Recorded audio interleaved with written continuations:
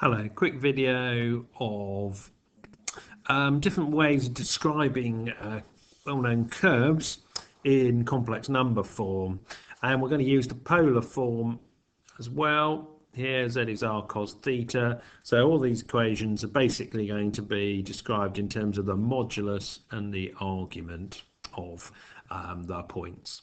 So let's have a look at a few of these. Let's start with this one here.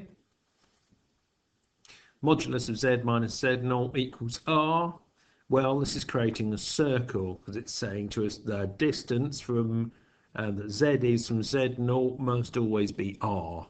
Yep, so here we can see therefore the distance of any point. So we've got a circle with centre z0 and radius r, and all the points at z will be on that circle.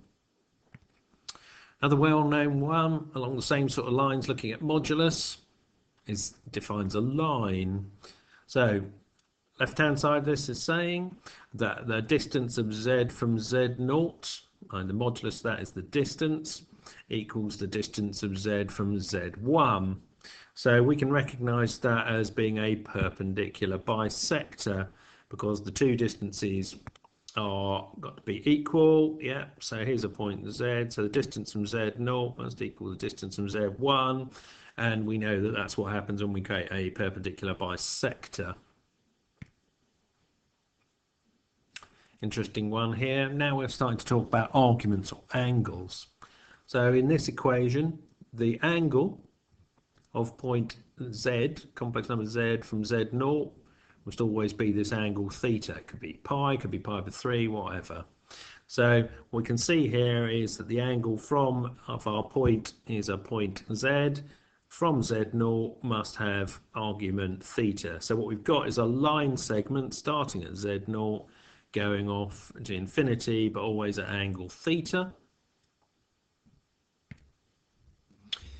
How about this one? Extending that idea of arguments, that the argument for the angle of z from z0 must be equal to the argument or angle of z from z1. So if I take my 2 points, z0 and z1, well, the angle to z from both of those points must be the same. And therefore, if we think about it, we can draw a line from z0 to z1, extend it on, and all these points here, it's true that for all the points on that line, on the extension line, that the angles are the same. There's one variant of that, which is that the angle from point z0 equals the angle from z1 minus pi, i.e. 180 degrees. And that gives us, rather than extending the line out, it gives us the line between the 2 points. So if we pick a point here, this point here, just pick a point, excuse me, let's reduce it to 1 point. Here we go, there's 1 point there. So from z0 the angle is theta, there's my theta, and the angle from z1 is my angle theta, and then minus pi. Yeah, so that gives us this line segment going between the 2 points. Okay, this is a really unusual one, and not one I don't think any of us would think of immediately. That another one of these angle-based definitions. So the angle of z from z0 minus the angle from z1, i.e. the difference between these two angles, must equal an angle theta. Could be pi over 3, well, it's not going to be pi, it's going to be pi over 3, pi over 6, something like that.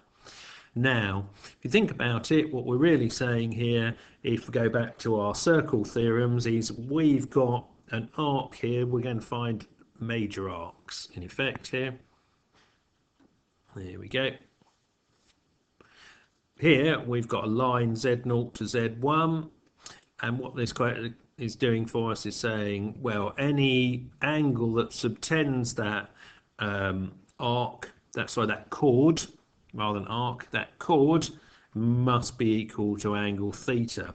Now, a lot of us will recognize this as being an angle theorem, isn't it? That every point going around a circle which subtends the same chord must have the same angle. And if we wanted to, we can find the center of this circle and the radius by using the the other circle theorem, that the angle at the center must be double the angle at the on the actual radius, the circumference of the circle, any point on the circle, and therefore we could create a little isosceles triangle. We know this distance here, we know that angle 2 theta, and we can therefore find that point, and we can find the radius. But bear in mind it's the major arc here, so we've got the outer circle above our line between Z0 and Z1, but we've also got one below here as well. They're the major arcs. So there we are. There's about 5 different curves defined in a completely different way using polar coordinates. And you could be asked about one of these in an exam. You could be given one of these equations and be asked to describe what that curve or line is, and where the center is, what the radius is, etc., where it starts from, what points on it. So hope that's of use.